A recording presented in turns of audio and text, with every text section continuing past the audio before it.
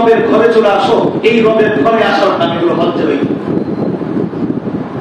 হজ্জে বাইতুল্লাহ, হজ্জে বাইতুল্লাহ। আল্লাহর ঘরে আল্লাহ ডাকতে থাকেন, বান্দা এত মহব্বত নিয়ে বাংলাদেশে থাকা যায় না, এত মহব্বত নিয়ে ওই ইন্ডিয়ায় থাকা যায় না, এত মহব্বত নিয়ে পাকিস্তানে থাকা যায় না। মহব্বতের শেষ স্টেপে চলে আসলো, মহব্বতের চূড়ান্ত ধাপে চলে আসলো। বান্দা দূরে থাকার প্রয়োজন নাই, জলদি দৌড়ায় আমার ঘরে চলে আসলো। এবার যে নাকি বেওকুফ, যার ভিতরে ঘৃণা নাই, যার ভিতরে মহব্বতের মেজাজ নেই, যে মহব্বতের প্রকৃত অর্থ বুঝে না, সে চিন্তা করে হায় হায় 5 লাখ টাকা দিয়া 7 লাখ টাকা দিয়া শিল হতে যাব। আর যার ভিতরে মহব্বতের একেবারে মহব্বতের আগুন যার ভিতরে ঝলঝল করে চলতেছে, এই মানুষটা টাকা ফিকির তো করে কিসের টাকা, জমি বিক্রি করে হলেও রবের সাথে চলে যায়। ভালোবাসা, কারণ ভালোবাসা প্রকট হয়ে গেছে, ভালোবাসা সামলাইতে পারতেছে, ভালোবাসা সামলাইতে পারতেছে না। হজ্জে বাইতুল্লাহ শেষ স্টেপ। এটা দ্বারা প্রমাণ হয়, এটা দ্বারা প্রমাণ হয় যে একজন বান্দা যখন হজ্জে বাইতুল্লাহতে যায়, বুঝতে হবে সে এমনিতে যায় নাই, সে এমনিতে যায় নাই। আল্লাহ তাআলার প্রেম তাকে এমন ডাকা রাখছে, আল্লাহ তাআলার প্রেমে তাকে তাইয়া ওই বাইতুল্লাহ জিয়ারত করেছে। এজন্যই তো হাজিদেরকে আল্লাহ তাআলা এমন উপহার দেন, এমন উপহার নবীজির মাধ্যমে শুনিয়েছেন। একটা হাজিকে যে উপহার দেন, অন্য কাউকে এত উপহার আল্লাহ দান করেন, কারণ সে তো ভালোবাসা শেষ স্থানে চলে গেছে আল্লাহর ঘরে, আর থাকতে পারে নাই, আল্লাহর ঘরে চলে গেছে।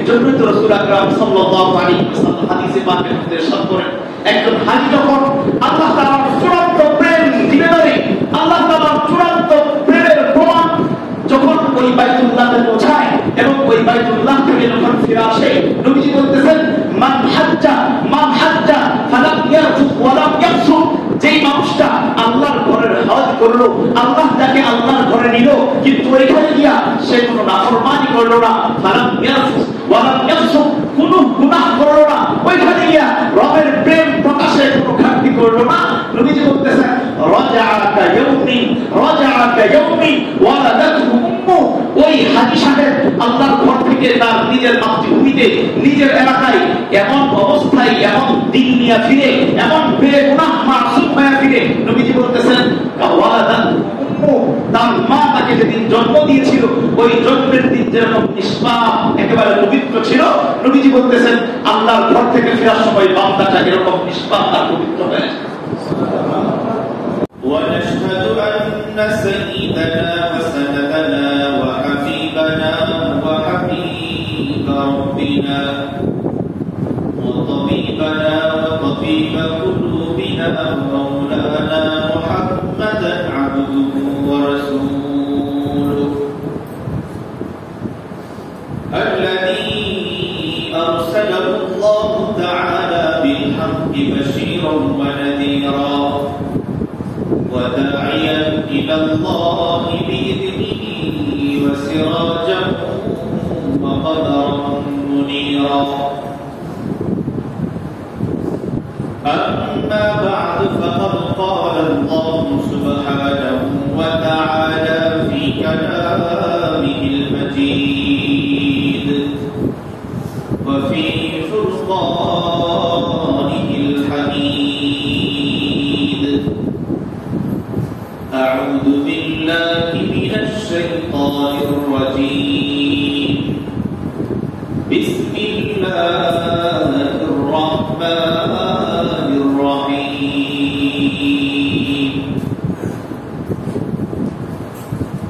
وأذن في الناس بالحج يأتوك رجالا وعلى كل ضامن يأتين من كل فج عميق. وقال النبي عليه الصلاة والسلام من حج فلم يرفث ولم يفسق رجع كيوم ولدته أمه أو كما قال النبي عليه الصلاة والسلام. صدق الله العظيم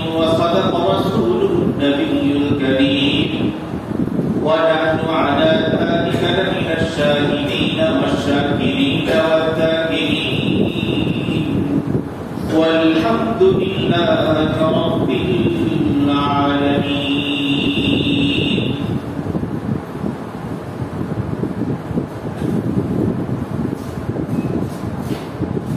तेरे फिरकत से दिले गम, तेरे फिरकत से दिले गम ज़्यादा इतना चूर है.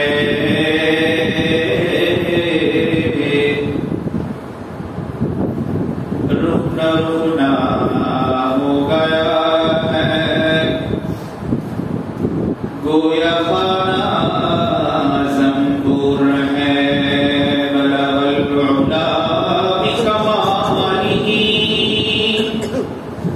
कशफत तुजा बिजमालिही हसनत जमीउ खिसालिही सल्लू अलैहि व आलिहि. बलगल उला बिकमालिही कशफत तुजा बिजमालिही हसनत जमीउ खिसालिही सल्लू अलैहि व आलिहि. সকলেই বলি সাল্লাল্লাহু আলাইহি ওয়াসাল্লাম. আলহামদুলিল্লাহ, আল্লাহ পাক রব্বুল আলামিনের বিশেষ মেহেরবানি যে আল্লাহ রব্বুল আলামিন পবিত্র হজের মাসের শাওয়ালের তৃতীয় জুমায় আল্লাহ তাআলা ঈমান নিয়ে রবের গোলামের উদ্দেশ্যে মসজিদ পর্যন্ত আসার ব্যবস্থা করেছেন এবং গোলামের পূর্বে গোলামের অপেক্ষমান রেখে আল্লাহ তাআলা কোরআন হাদিস থেকে অল্প কিছু সময় কিছু কথা বলা এবং শোনার সুযোগ করে দিয়েছেন. এজন্য দিল থেকে জোরে সুরে সমস্বরে রবকে শুকরিয়া জানাই. সকলেই বলি আলহামদুলিল্লাহ.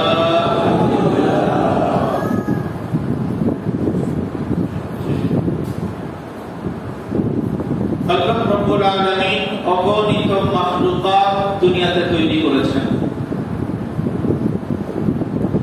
দুনিয়া এবং আসমানের উপরে যত মাখলুকাত আল্লাহ তৈরি করেছেন, সমস্ত মাখলুকাত একদিকে,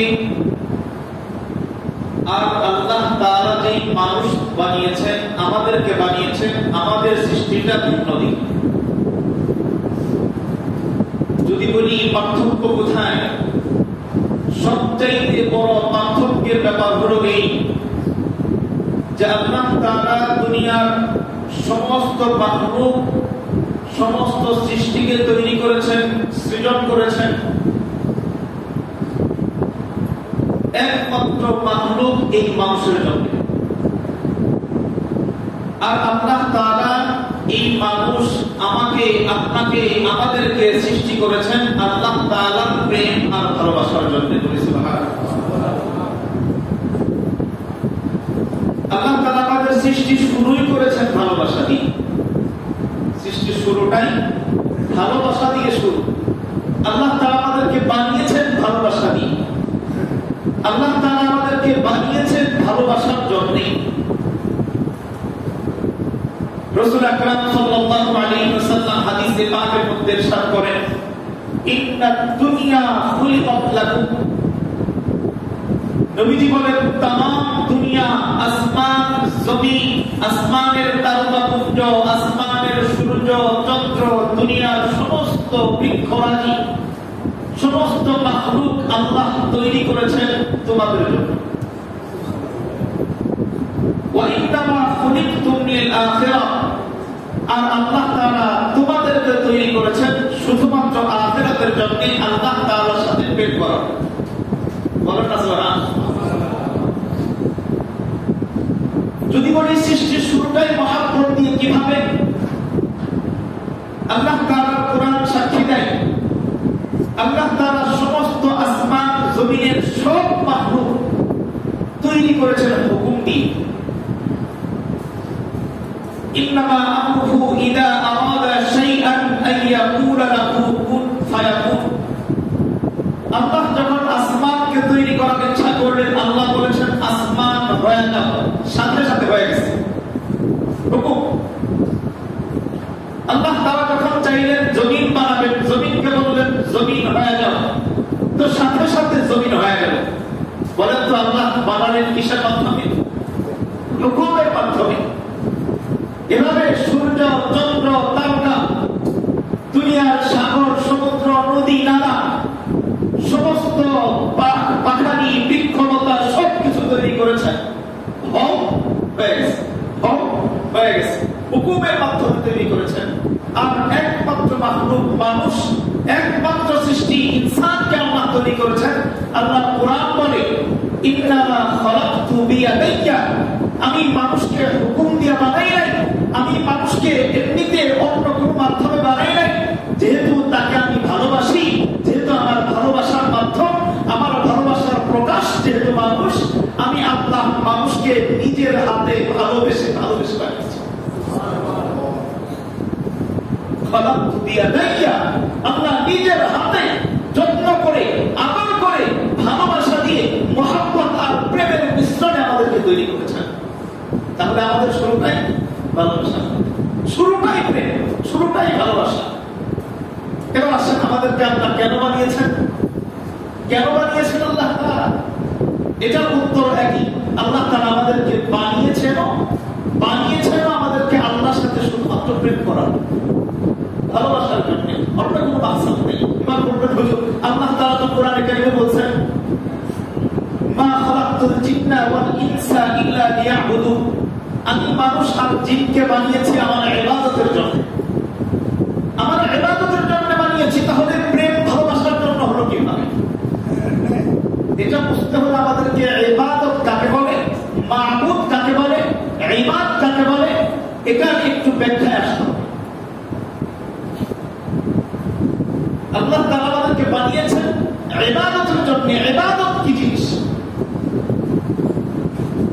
দেখেন, আল্লাহ তাআলা যে ভালোবাসা তৈরি করেছেন, ভালোবাসা, প্রেম, মহব্বত, ইশক, এই ভালোবাসার জায়গা ভেদে এর প্রকাশ মাধ্যম ভিন্ন হয়। জায়গা ভেদে ভালোবাসার প্রকাশ মাধ্যম ভিন্ন হয়, তার শব্দও ভিন্ন হয়। একটা মানুষ যখন ছোটকে ভালোবাসে, ছোটকে, তখন এই ভালোবাসার নাম হয় স্নেহ। কি হয়? স্নেহ। ঠিক এই ভালোবাসা যখন বড়কে ভালোবাসা হয়, তখন তাকে বলা হয় সম্মান, মর্যাদা। দুইটাই ভালোবাসা, দুইটাই ভালোবাসা। এই ভালোবাসা যদি স্বামী স্ত্রীর মাঝখানে হয়, তখন এটাকে বলে প্রেম। জিনিস এক, নাম ভিন্ন, জিনিস এক, নাম ভিন্ন।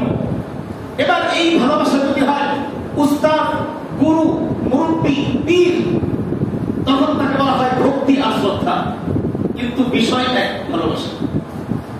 ঠিক এইভাবে যখন এই ভালোবাসাটা আল্লাহ আর তার রাসূলের সাথে যায়, যখন এই ভালোবাসাটা রব আর সৃষ্টির সাথে যখন সম্পৃক্ত হয়, তখন এই ভালোবাসার নাম হয় আব, এই ভালোবাসার নাম হয় মাবুদের সম্পৃক্ত, এই ভালোবাসাকে বলা হয় ইবাদত, এই ভালোবাসাকে বলা হয় মাবুদিয়ত। সব ভালোবাসা, এই ইবাদতের এটা একটা ভালোবাসা, ঠিক একটা নাম। শ্রদ্ধা, প্রেম, ভালোবাসা, এগুলো যেমন নাম ভিন্ন, শব্দ ভিন্ন, বিষয় এক, ঠিক তেমনি ভাবে ইবাদত শব্দটা নাম ভিন্ন, বিষয় এক, বিষয় হলো ভালোবাসা। আল্লাহ তাআলা আমাদেরকে কেন বানিয়েছেন? বলেন না, কেন বানিয়েছেন? ভালোবাসার জন্য বানিয়েছেন। এবার আসেন ভিন্ন একটা প্রশ্ন, যদি ভালোবাসার জন্যই আল্লাহ আমাদেরকে বানিয়ে থাকেন, তাহলে আমাদেরকে এত কষ্ট দেন কেন? এটা একটা নাস্তিকদের প্রশ্ন।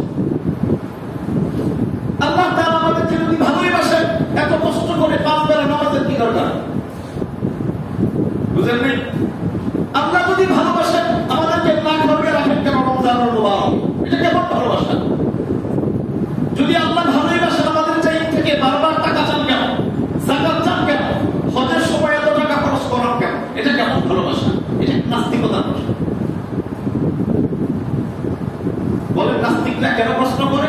তার মাথায় আল্লাহ এই হেদায়েতের ঘিলু দেন নাই, হেদায়েতের নূর দেন নাই, হেদায়েতের আলো তার জেহেনে আল্লাহ দেন নাই, তার কলবের মধ্যে দেন নাই। এজন্য সে এটার সাথে ভালোবাসার মিশ্রণটা বুঝতে পারে।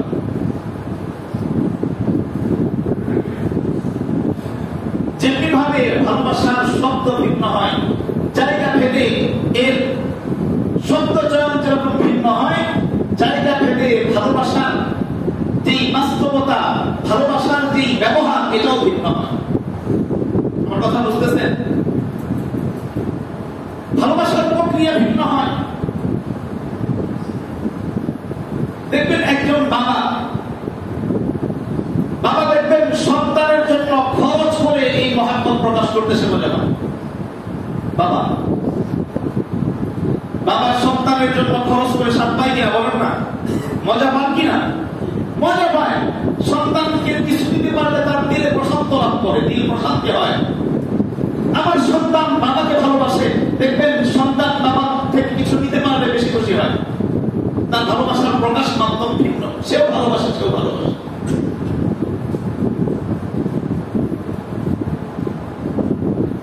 তো আল্লাহ তাআলা মাখলুককে ভালোবাসেন কিভাবে? এত বড় ইবাদত, এই নামাজ, এই রোজা, এই যাকাত, এই হজ, এত কঠিন কঠিন ইবাদত, এত কষ্ট দিয়ে আল্লাহ তাআলা আমার ভালোবাসা প্রমাণ করেন কিভাবে? এটা বুঝতে হলে ভালোবাসার আরেকটু গভীরে যাওয়া লাগবে। দেখেন, এটা বুঝতে চাইলে আমাদের সহজ বোঝা, দুইজন মানুষের প্রেম দিয়ে বোঝা সহজ। দুইজন মানুষের মধ্যে মহাব্বত তৈরির প্রক্রিয়াটা বুঝলে আমাদের আল্লাহর সাথে বান্দার ভালোবাসা বোঝা সহজ। পরন্তু দুইজন মানুষের মধ্যে যখন প্রথম প্রেমের আদান প্রদান শুরু হয়, যখন প্রেম শুরু হয়, তখন কিসের মাধ্যমে শুরু হয়? এটা হলো প্রস্তাবনার মাধ্যমে শুরু হয়। কিসের মাধ্যমে? প্রস্তাব। আমি তোমাকে ভালোবাসি, এটা বলা লাগে। প্রেম শুরু হচ্ছে, একটু মনোযোগ দিবেন। প্রেম শুরু হচ্ছে কিসের মাধ্যমে? প্রেম শুরু করতে চাইলে আপনাকে অবশ্যই প্রস্তাব দিতে হবে। আমি তোমাকে ভালোবাসি, আমি তোমাকে ভালোবাসতে চাই। এই ভালোবাসার যেই আবেদন, এই আবেদন এক পক্ষ থেকে প্রথমে করতে হবে। ঠিক এই প্রক্রিয়াটা আমার আল্লাহ তাআলার সাথেও এই ভালোবাসার আবেদন করা লাগে। বলবেন ভালোবাসার আবেদনের নাম? ভালোবাসার আবেদনের নাম হলো কালেমা লা ইলাহা ইল্লাল্লাহু মুহাম্মাদুর রাসূলুল্লাহ। আপনি কালেমা পড়েছেন, আপনি কালেমা তাইয়্যিবার শাহাদা দিয়েছেন, মানে আল্লাহ তাআলাকে আপনার ভালোবাসার প্রমাণ আর সামনে তা পেশ করেছেন। আমি আপনাকে ভালোবাসি, এটা বোঝাতে চেয়েছেন। লা ইলাহা ইল্লাল্লাহ মানে আপনাকে ভালোবাসি, লা ইলাহা ইল্লাল্লাহ আপনার রাসূলকে ভালোবাসি, লা ইলাহা ইল্লাল্লাহ আপনার দ্বীন আর ইসলামকে ভালোবাসি, লা ইলাহা ইল্লাল্লাহ আপনার কোরআনকে ভালোবাসি, লা ইলাহা ইল্লাল্লাহ আপনার দুনিয়াতে দেওয়া আমার হায়াতকে ভালোবাসি, লা ইলাহা ইল্লাল্লাহ আমাকে দেওয়া তাকদীরকে আমি ভালোবাসি, লা ইলাহা ইল্লাল্লাহ আখিরাতে আপনার পুনরুত্থান করা, আখিরাতে মানুষকে জান্নাত জাহান্নামের ফয়সালা করা, আখিরাতে আপনার পক্ষ থেকে বান্দাদেরকে বিচারের কাঠগড়ায় দাঁড় করানো আমি ভালোবাসি। এটা প্রমাণ করার জন্য আপনাকে কি বলা লাগে? লা ইলাহা ইল্লাল্লাহ। যেই মানুষের ভিতরে এই প্রস্তাবনা নাই, লা ইলাহা ইল্লাল্লাহ নাই, বলেন তো তার সাথে আল্লাহর সাথে প্রেমের সম্পর্ক আছে? একজন হিন্দুর সাথে প্রেমের সম্পর্ক আল্লাহর আছে? একজন খ্রিস্টানের সাথে প্রেমের সম্পর্ক আছে? একজন ইহুদির সাথে প্রেমের সম্পর্ক আল্লাহর আছে? যদি বলি কেন নাই বলেন? কেন নাই? একমাত্র কারণ তার মধ্যে লা ইলাহা ইল্লাল্লাহ নেই। কারণ লা ইলাহা ইল্লাল্লাহ তো প্রেমের প্রস্তাব, সে তো প্রেমের প্রস্তাবই করে নাই, তার সাথে রবের আমার সম্পর্ক কিসের? এবার আসেন ভালোবাসার দ্বিতীয় ধাপ। যখন প্রেমের প্রস্তাব যখন আদান প্রদান হয়ে যায়, যখন ভালোবাসা প্রকাশ হয়ে যায়, এবার দেখবেন ভালোবাসাটা একটু গভীরে নিয়ে যাইতে চাইলে, একটু সামনে আগাতে চাইলে দেখবেন গোপনে গোপনে কিছু কথা বলা লাগে। আছে কিনা? আমি বোঝানোর জন্য বলতেছি, খারাপ নিন না কেউ, এটা বুঝের জন্য সহজ। ভালোবাসা গভীর করতে চাইলে গোপনে গোপনে কথা বলে কিনা? গোপনে গোপনে কথা বলে। আর এই গোপনে গোপনে কথা যত বাড়ে, তাদের মধ্যে প্রেমের আদান প্রদান, মহব্বত আর ইশক তত বৃদ্ধি পাইতে থাকে। তো আল্লাহ তাআলা বান্দার সাথে প্রেম আর মহব্বতকে গভীর থেকে গভীরে নিয়ে যাওয়ার জন্য আল্লাহ তাআলা এই দ্বিতীয় প্রক্রিয়া দিলেন। প্রেমের প্রস্তাবনা লা ইলাহা ইল্লাল্লাহর পরে এই প্রেমকে গভীর করার জন্য আল্লাহ বান্দাদেরকে হুকুম করলেন নামাজের গোপন মাধ্যমে, নামাজের গোপন চিঠির মাধ্যমে, নামাজের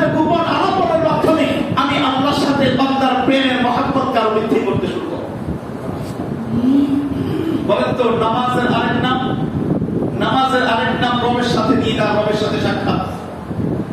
আসসালাতু মিরাজুল মুমিনিন, নামাজ হলো মিরাজুল মুমিনিন, ইমানদারের জন্য মেরাজ। নবী যেমন আসমানের উপরে আল্লাহ তাআলার আরশে বসে বসে রবের সাথে সাক্ষাৎ করেছেন, তো নবী যখন ব্যথায় কাতর সেই মেরাজের রজনীতে, মেরাজের সাক্ষাতে যখন নবীজির মনটা ব্যথায় ব্যথিত, যখন নবীজির চেহারাটা বলি, আল্লাহ তাআলা জিজ্ঞাসা করলেন, হে রাসূল, আপনাকে এত মহব্বতের, এত দামি একটা নিয়ামত দিলাম, আমি রবের সাথে সাক্ষাতের ব্যবস্থা করলাম, তারপরেও আপনার চেহারাটা বলি কেন, আপনি ব্যথিত কেন? জানতে চাই।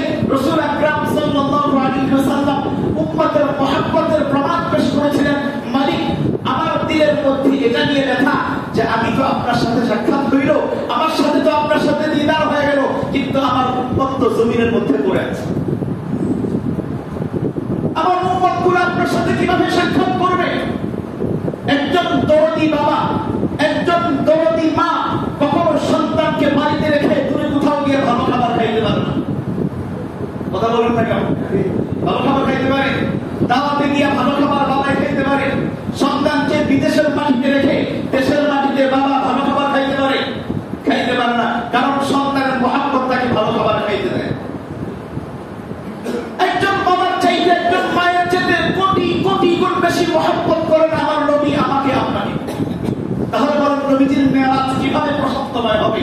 নবীজির দিনের মধ্যে ব্যথা, মালিক আমার উম্মত তো আপনার সাথে সাক্ষাতের সুযোগ হইল না। আল্লাহ তাআলা তার হাবিবের এই ব্যথাতুর দিলটাকে শান্তি করার জন্য, তার এই ব্যথিত অন্তরকে আল্লাহ তাআলা তাসাল্লি দেওয়ার জন্য, আমন্ত্রিত করার জন্য আল্লাহ তাআলা ঘোষণা করলেন, আপনার পেরেশানির কোনো কারণ নেই, আপনার উম্মতকে আমি আল্লাহ একটা ইবাদত দিলাম, একটা নামাজ দিলাম, একটা প্রেম মহব্বত গাঢ় করার একটা প্রক্রিয়া দিলাম। আপনার উম্মত জমিনে দাঁড়ায় দাঁড়ায়, জমিনে নামাজে দাঁড়ায় যাবে, আর সে আমি রবের সাথে আসমানে সাক্ষাৎ করতে শুরু করবে। আপনার উম্মত থাকবে রুকুতে, তার শরীর থাকবে রুকুতে, তার শরীরটা থাকবে জমিনের মধ্যে, তার সিজদা অবনত, কিন্তু তার দিলটা থাকবে আমি আল্লাহর সাথে সাক্ষাৎ।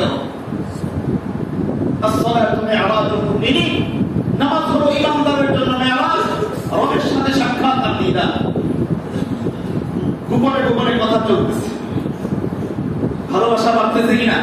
বলেন তো নামাজের মাধ্যমে ভালোবাসা বাড়ে কিনা? আল্লাহ তাআলার সাথে প্রেম বাড়তে থাকে। এবার আসেন দ্বিতীয় স্টেপ, তৃতীয় ধাপ। যখন মানুষের মধ্যে পরস্পর প্রেম যখন গোপন কথাবার্তার মাধ্যমে যখন একটু গভীর হয়, যখন একটু গভীর হয়, তখন দেখবেন প্রেমের গভীরতা প্রমাণে মানুষ একটা উপস্থাপনা পেশ করে। তার মহব্বতের মানুষটা কখনো যদি না খেয়ে থাকে, দেখবেন বলবেন আমিও খাবো, আছে না? তুমি খাও না, আমিও খাবো না। আমার সন্তান না খেয়ে আছে, আমি এখানে খাইতে পারি, আমি তো খাইতে পারি না। তো ওই যে মহব্বতের একটা প্রতিফলন হইল, মহব্বতের মানুষ যদি কষ্ট পায়, না খেয়ে থাকে, ওই প্রেমিক যে মহব্বত করে সেও খাইতে পারে, আছে না? এবার আসেন আল্লাহ তাআলা এই প্রমাণ, এই যে একটা পদক্ষেপ, যে মহব্বতের মানুষ, মহব্বতের জিনিস যখন কষ্ট পায়, সে নিজেকেও কষ্ট দিতে মহব্বত করে, পছন্দ করে। তো বান্দা কেমন যেন আল্লাহ তাআলা দ্বিতীয় স্টেপ দান করলেন, যে মহব্বত নামাজের মাধ্যমে গভীর হয়ে গেল। এবার বান্দা কেমন যেন আল্লাহ তাআলার সাথে প্রেম খেলায় এমন লিপ্ত হয়ে যায়। রমজানুল মুবারক যখন আসে, যখন রমজান মাস চলে আসে, বান্দা কেমন যেন বলে, আমার মালিক, আমি যাকে ভালোবাসি, আমার যে প্রেম আসপর, আমি তার জন্য এত কিছু, যাকে আমি মহব্বত করি নামাজের মাধ্যমে, যার সাথে মহব্বতটা এত গভীর হইল, সেই মালিক তো খায় না, সেই মালিক তো খায় না। আমি কিভাবে খাই? মালিককে প্রকাশ করে, মহব্বতের রবকে প্রকাশ করে, ভালোবাসার মালিককে প্রকাশ করতে চাই। মালিক, আমি তোমাকে ভালোবাসি, তোমাকে ভালোবাসার প্রস্তাবনা দিয়েছি, নামাজের মাধ্যমে গোপনে গোপনে সাক্ষাৎ করে তোমার সাথে প্রেম গভীর করেছি। ও মালিক, তোমার প্রেম আমার হৃদয়ে এমন এমন গাথা, এমন রচিত হয়েছে। মালিক, তুমি যেহেতু খাও না, রমজান মাসে আমি নিজেও খাও। ভালোবাসার তৃতীয় স্টেপ। বলেন তো এখন এই রোজা, এটা কি রবের পক্ষ থেকে কষ্ট দেওয়া নাকি ভালোবাসা বাড়ানোর মাধ্যম? কি বুঝলেন? নামাজ, এটা কি রবের পক্ষ থেকে কষ্ট দেওয়া নাকি ভালোবাসা বাড়ানোর মাধ্যম? ভালোবাসা বাড়ানোর মাধ্যম। প্রথম। এবার আরেকটু স্টেপ আগাই, যখন ভালোবাসা এভাবে যখন ভালোবাসা গভীর হয়ে যায়, মহব্বতের মানুষ খায় না সেও খায় না, মহব্বতের মানুষ রাত জাগে সেও রাত্রি জাগরণ করে, মহব্বতের মানুষ যেই পোশাক পরে সেও সেই পোশাক পরতে চায়, মহব্বতের মানুষ যেই জিনিসটা ভালোবাসে সেও সেটাই ভালোবাসতে চায়। যখন প্রেম গভীর হয়ে গেল, এবার দেখবেন চতুর্থ স্টেপ, ভালোবাসার মানুষের জন্য কিছু গিফট পাঠায়। গিফট বলেন না, পাঠায় কিনা? খরচ করতে ভালোবাসা শুরু হয় কিনা? খরচ করতে সে মজা পায়, কারণ মহব্বতের মানুষকে যত দামি হোক, নিজের কষ্টের টাকা, নিজের কষ্টের অর্থ দিয়ে যদি ভালোবাসার মানুষকে একটা গিফট দেওয়া যায়, দেখবেন ভালোবাসার মানুষ কতটুকু কষ্ট, কতটুকু আনন্দিত, তার চাইতে বেশি আনন্দ পায় সে তার কষ্টের টাকা দিয়ে তাকে উপহার পায় কিনা? এটা মহব্বতের মানুষ ছাড়া বুঝবে না, প্রকৃত মহব্বতের স্বামী ছাড়া বুঝবে না, এটা প্রকৃত মহব্বতের বাবা ছাড়া বুঝবে না। ঈদের মধ্যে বাবা দেখবেন কাপড় নেয় না, কিন্তু সন্তানকে কাপড় দিয়ে মজা পায়। ঈদের মধ্যে স্বামী দেখবেন কাপড় নেয় না, নতুন পোশাকের ব্যবস্থা নাই, কিন্তু স্ত্রীকে নতুন পোশাক দিয়ে মজা পায়। সে আদর্শ বাবা, সে আদর্শ স্বামী। তো একজন ইমানদার যখন প্রকৃত প্রেমিক হতে চায়, একজন ইমানদার যখন প্রকৃত মাহবুবের আশিক হইতে চায়, তখন তার মধ্যে এই ফিলিংস কাজ করে যে আমার নিজের জন্য হোক বা না হোক, আমার নিজের কিছু করতে পারি না পারি, আমি নিজে খাই বা না খাই, আমি আমার মাসুক, আমি আমার মালিক, আমি আমার মহব্বতের রবের জন্য খরচ করতে চাই। এই খরচের নাম হলো যাকাত। যাকাত আমি দেখি যাকাত হাই হাই আল্লাহর জন্য টাকা খরচ করে দিচ্ছি, কিন্তু ইমানদার যেই যার ভিতরে রবের মহব্বত আছে, সে বলে আরে আমি তো রবকে খুশি করার জন্য আমার এই শতকরা 2.5 টাকা কেন, আমি তো লক্ষ লক্ষ টাকা, কোটি কোটি টাকা রবের জন্য দান করতে পারি। কি এরকম মাসুক আছে না? এরকম প্রেমিক আছে না? রবের জন্য সব ফিরিয়ে দেয় আছে না? বুঝতে হবে রবের প্রেম তার ভিতরে অকাল দেয়, রবকে সে দিয়া সে আনন্দ পায়। রবকে যত দিতে পারে, মালিককে যত দিতে পারে, তার দিল ততই আনন্দিত হয়, ফুটবল হয়, কারণ সে মালিককে ভালোবাসে। এভাবে যখন প্রেম আরো গভীর হইতে থাকে, প্রেমের প্রস্তাবনা, গোপনে গোপনে প্রেমের কথা, প্রেমালাপ, এরপর যখন মহব্বতের সেই মাসুক যাই করে, সেটাও সেই আশিক তাই করে। এবার মাসুকের জন্য সে উপহার পাঠায়, টাকা খরচ করে। এবার যখন প্রেম একেবারে গভীর হয়ে যায়, এবার ওই মাসুক, এবার ওই প্রেমিক যার জন্য প্রেম করা হচ্ছে, ওই প্রেমাস্পদা নিজেকে ঠিক রাখতে পারে না, সামলাইতে পারে। সে আমাকে এত ভালোবাসে, এত মহব্বত করে, এত আমার জন্য অগাধ, তখন দেখবেন ওই মাসুক, ওই প্রেমিকা, ওই প্রেমাস্পদ তার প্রেমিককে তার ঘরে ডাকতে থাকে, তার কাছে ডাকতে থাকে। আর দূরে থাকা যাবে না, আমার কাছে চাই, আমার কাছে চাই, এই প্রেমের প্রকাশ চাই, দেখতে চাই। আল্লাহ রাব্বুল আলামিন এই শেষ স্টেপ, যেখানে ভালোবাসার অন্তিম মুহূর্ত, যেটা ভালোবাসার সর্বশেষ স্টেপ, যার পরে আর ভালোবাসা হইতে পারে না, একেবারে প্রেমিকের কাছে, একেবারে প্রেমাস্পদের কাছে চলে যাওয়া। তো আল্লাহ রাব্বুল আলামিন কেমন যেন যখন দেখেন যে বান্দা আমাকে এত ভালোবাসে, বান্দা আমার জন্য এত কুরবানি করতে পারে, বান্দা আমার জন্য সাথে এমনিতে কথা বলে, দিনে কথা বলে, রাত্রি কথা বলে, আবার কথা বলার পরে আমার জন্য না খেয়ে থাকে, আমার জন্য রাত্রি জাগরণ করে, আমার জন্য এত এত খরচ করতে শুরু করলো, বান্দা আমাকে এত ভালোবাসে। এবার মাহবুব, এবার আশিক, এবার আল্লাহ রাব্বুল আলামিন বান্দাকে দূরে রেখে থাকতে পারে না। এবার আল্লাহ রাব্বুল আলামিন শেষ স্টেপ বান্দাকে ডাক দেয়, ও বান্দা আর দূরে থাকার সুযোগ নাই, তুমি আমাকে এত ভালোবাসা প্রকাশ করেছো, ও বান্দা আসো, চলে আসো, আমি রবের ঘরে চলে আসো। এই রবের ঘরে আসার নাম হলো হজ্জ।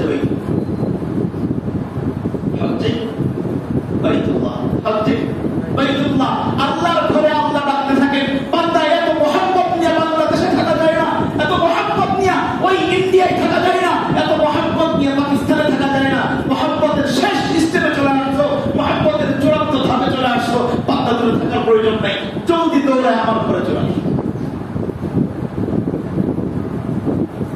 এবার যে নাকি বেওকুফ, যার ভিতরে ঘৃণা নাই, যার ভিতরে মহব্বতের মেজাজ নেই, যে মহব্বতের প্রকৃত অর্থ ওঠে না, সে চিন্তা করে হায় হায় 5 লাখ টাকা দিয়া, 7 লাখ টাকা দিয়া সেই হজে যাব। আর যার ভিতরে মহব্বতের একেবারে মহব্বতের আগুন যার ভিতরে ধাও করে জ্বলতেছে, এই মানুষটা টাকা ফিকির তো করে, কিসের টাকা? জমি বিক্রি করে হলেও রবের সাথে চলে যায়। ভালোবাসা, কারণ ভালোবাসা প্রকট হয়ে গেছে, ভালোবাসা সামলাইতে পারতেছে, ভালোবাসা সামলাইতে পারতেছে না। হজ্জে বাইতুল্লাহ শেষ স্টেপ। এটা দ্বারা প্রমাণ হয়, এটা দ্বারা প্রমাণ হয় যে একজন বান্দা যখন হজ্জে বাইতুল্লাহতে যায়, বুঝতে হবে সে এমনিতে যায় নাই, সে এমনিতে যায় নাই। আল্লাহ তাআলার প্রেম তাকে এমন ডাকা ডাকছে, আল্লাহ তাআলার প্রেমে তাকে তাই না ওই বাইতুল্লাহ জিয়ারত করে দিয়েছে। এজন্যই তো হাজিদেরকে আল্লাহ তাআলা এমন উপহার দেন, এমন উপহার নবীজির মাধ্যমে শুনিয়েছেন। একটা হাজিকে যে উপহার দেন, অন্য কাউকে এত উপহার আল্লাহ দান করেন, কারণ সে তো ভালোবাসা শেষ স্থানে চলে গেছে আল্লাহর পরে, আর থাকতে পারে নাই, আল্লাহর ঘরে চলে গেছে। এজন্যই তো রাসূল আকরাম সাল্লাল্লাহু আলাইহি ওয়াসাল্লাম হাদিসে পাকে ইরশাদ করেন, একজন হাজি যখন আল্লাহ তাআলার চূড়ান্ত প্রেম দিবে ধরে, আল্লাহ তাআলার চূড়ান্ত প্রেমের প্রমাণ যখন ওই বাইতুল্লাহে পৌঁছায় এবং ওই বাইতুল্লাহ থেকে যখন ফিরে আসে, নবীজি বলতেছেন, মান হাজ্জা ফালাম ইয়ারফুস ওয়ালাম ইয়াফসুক, যেই মানুষটা আল্লাহর ঘরের হজ করলো, আল্লাহ তাকে আল্লাহর ঘরে নিল, কিন্তু ওইখানে গিয়া সে কোনো নাফরমানি করলো না, ফালাম ইয়ারফুস ওয়ালাম ইয়াফসুক, কোনো গুনাহ করলো না, ওইখানে গিয়া রবের প্রেম প্রকাশে কোনো ঘাটতি করলো না, নবীজি বলতেছেন, রাজাআকা ইয়াউমি ওয়ালাদাতহু উম্মু, ওই হাজী সাহেব আল্লাহর ঘর থেকে তার নিজের মাতৃভূমিতে, নিজের এলাকায় এমন অবস্থায়, এমন দিন নিয়ে ফিরে, এমন বেগুনাহ মাসুম হয়ে ফিরে, নবীজি বলতেছেন, ওয়ালাদাতহু উম্মু, তার মা তাকে যেদিন জন্ম দিয়েছিল ওই জন্মের দিন যেরকম নিষ্পাপ একেবারে পবিত্র ছিল, নবীজি বলতেছেন আল্লাহর ঘর থেকে ফেরার সময় বান্দাটা এরকম নিষ্পাপ আর পবিত্র হয়ে যায়। আল্লাহর পক্ষ থেকে উপহার, রবের পক্ষ থেকে উপহার।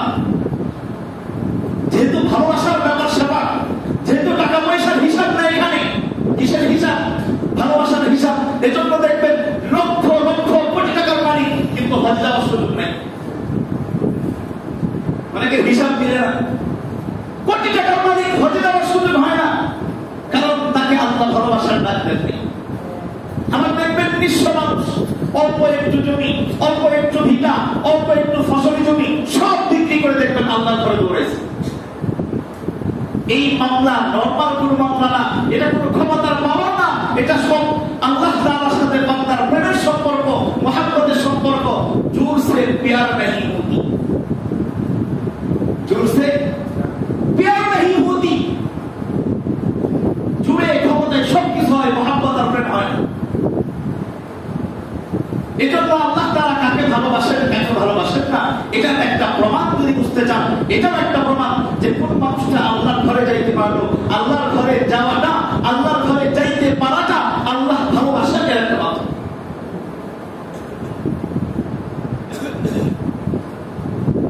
শুধু তাই না, নবীজি হাদিসের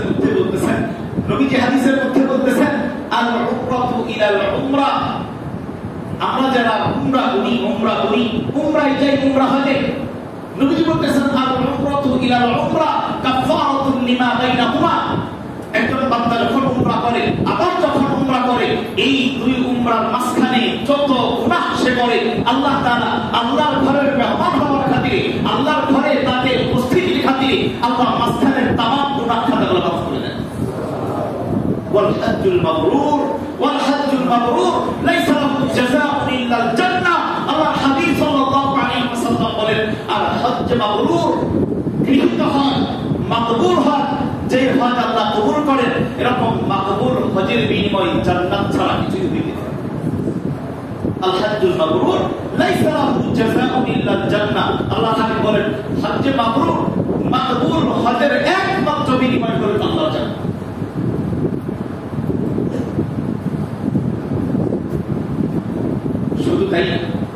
শুধু তাই না, আরো সুসংবাদ আল্লাহ তাআলা হাদিকে দেন। আল্লাহর হাবিব সাল্লাল্লাহু আলাইহি ওয়াসাল্লাম হাদিসে পাকের মধ্যে ইরশাদ করেন, দেখেন একটা মানুষ যখন আল্লাহর ঘর জিয়ারতে যায়, পাশাপাশি তার আরেকটা জিম্মাদারি থাকে, নবীজির রওজা জিয়ারত করা। নবীজি রওজা জিয়ারত করা, নবীজি হাদিসে পাকের মধ্যে ইরশাদ করতেছেন, দেখেন কয়েকটা সুসংবাদ আপনাদেরকে শোনাই। নবীজি হাদিসের মধ্যে বলতেছেন, মান যারা কবরি বা'দা মাউতি, মান যারা কবরি বা'দা মাউতি, যেই উম্মতি আমি দুনিয়া থেকে বিদায় হওয়ার পরে আমার রওজা জিয়ারত করবে, আমার কবর জিয়ারত করবে, আল্লাহর হাবিব সাল্লাল্লাহু আলাইহি ওয়াসাল্লাম বলেন ওয়াজাবাত লাহুল জান্নাহ, আল্লাহ তাআলা ওই উম্মতের জন্য জান্নাতকে ওয়াজিব বানায় দেন। নবীজি অপর হাদিসের মধ্যে বলতেছেন, মান আতা যায়িরান ইলাইয়া, নবীজি বলেন যে উম্মতি আমি নবীর সাক্ষাতে আমার রওজায় এসে সালাম পেশ করে, আমার রওজায় এসে সালাম পেশ করে, কাযারানি ফি হায়াতি, কেমন যেন সে আমার হায়াতে, আমার জীবন দশায় সে আমাকে সালাম পেশ করলো, আমার জীবন দশায় ওই উম্মত যেন আমার সাথে সাক্ষাৎ করলো।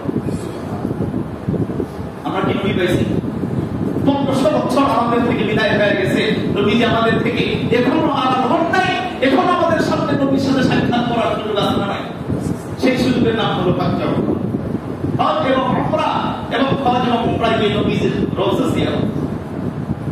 আরো সুসংবাদ নবীজি শুনিয়েছেন, আরো সুসংবাদ নবীজি শুনিয়েছেন, বুখারী মুসলিম সহ অসংখ্য আহাদিস সহিহার মধ্যে নবীজি উল্লেখ করেন, উলামায়ে কেরাম বর্ণনা করেছেন, নবীজি বলেন যেই মানুষটা, যেই উম্মতি আমি নবীর রওজায় এসে সালাম পেশ করে, আমি নবীর রওজায় এসে জিয়ারত করে, আমি নবীর জন্য কিয়ামতের কঠিন দিনে ওই উম্মতির জন্য সুপারিশ করা ওয়াজিব হয়। আর নবীজির সুপারিশ মানেই তো জান্নাত, নবীজির সুপারিশ মানে জান্নাত।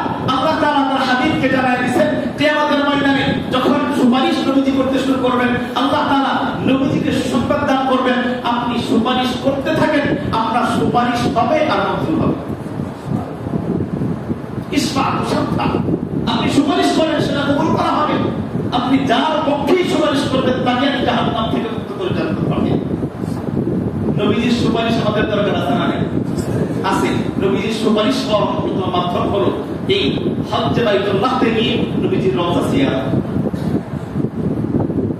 আরেকটা সুসংবাদ শোনায় দিই, নবীজি হাদিসের মধ্যে নবীজির যে রওজা এবং নবীজি যেই মিম্বরে বসে আলোচনা করতেন, নামাজ পড়াতেন, ওই মিম্বর এবং নবীজির রওজার ব্যাপারে নবীজির একটা হাদিস আছে।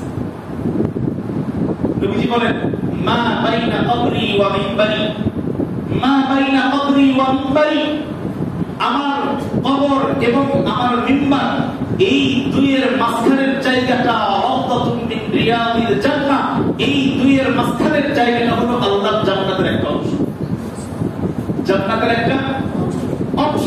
বলেন তো আল্লাহ তাআলা কোরআনে অসংখ্য জায়গায় যেখানে আয়াত স্পষ্ট করে উল্লেখ করেছেন, একটা মানুষ জান্নাতের এমন মর্যাদা, জান্নাতের একটা বৈশিষ্ট্য হলো কেউ জান্নাতে একবার ঢুকলে আর বের হবে না। এটা জানেন কি না? খালিদিনা ফিহা লা ইয়াবগুনা আনহা হিওয়ালা, জান্নাতের একটা বৈশিষ্ট্য হলো জান্নাতে কেউ ঢুকলে সেখান থেকে আর বের হওয়ার কোনো চান্স নেই। আমার পেরেশানি নেই যেখান থেকে আমার বের হওয়া লাগে কিনা, পেরেশানি নেই লা ইয়াবগুনা আনহা হিওয়ালা, সেখান থেকে তার পাশেও বের হওয়া লাগবে না, সে বের হইতে চাইবে না, বের হবেও না। তো ওই জায়গাটা যদি নবীজির কথাই জান্নাত হয়ে থাকে, ওইখানে ঢোকার পরে ওইখানে ঢুকলাম মানে কোথায় ঢুকলাম বলেন? নবীজি বলছেন জান্নাতের অংশ, তো জান্নাতের অংশে ঢুকলাম মানে আল্লাহর ওয়াদা।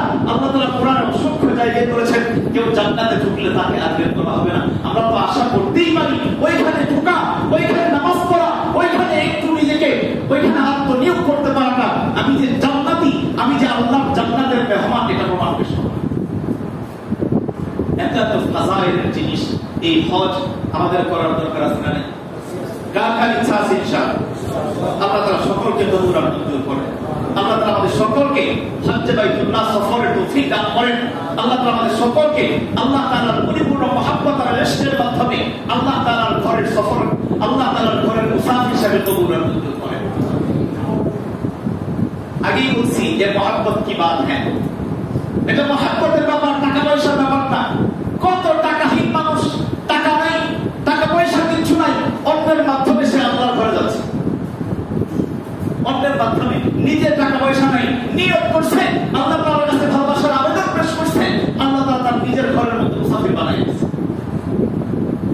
দিলের মধ্যে আগে মহাব্বত ঠিক করা, আগে মহাব্বত ঠিক করা।